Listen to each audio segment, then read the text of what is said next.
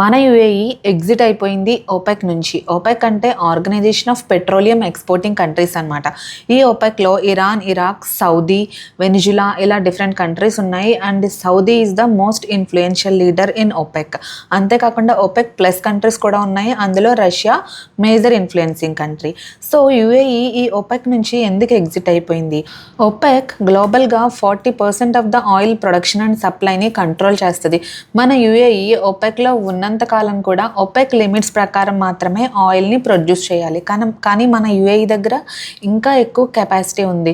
For example OPEC limits ప్రకారం 3 to 3.5 million barrels per day మాత్రమే UAE ఆయిల్ని produce చేయాలి. కానీ మన దగ్గర 5 million barrels per day produce చేసేంత క్యాపబిలిటీ ఉంది. యూఏఈ చాలా ఇన్వెస్ట్ చేసింది కూడా దీని మీద. సో యూఏఈ తీసుకున్న ఈ డెసిషన్ వల్ల యూఏఈకి more freedom and more flexibility, అంతేకాకుండా ఇండిపెండెంట్గా ఎదగడానికి కూడా చాలా యూజ్ అవుతుంది.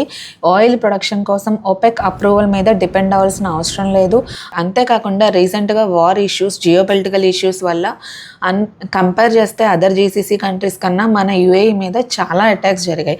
So UAE wants to be independent nation and అందుకనే ఈ డెసిషన్ తీసుకుందని అయితే నేను అనుకుంటున్నాను. అంతేకాకుండా దీనివల్ల మన ఇండియాకి చాలా యూజ్, ఎందుకంటే ఇండియా ఫ్రెండ్ అయిన రష్యా నుండి మనం ఆయిల్ ఇంపోర్ట్ చేసుకుంటున్నాం. సో ఇప్పుడు యూఏఈ నుంచి కూడా మంచి రేట్స్లో ఇంపోర్ట్ చేసుకోవచ్చు.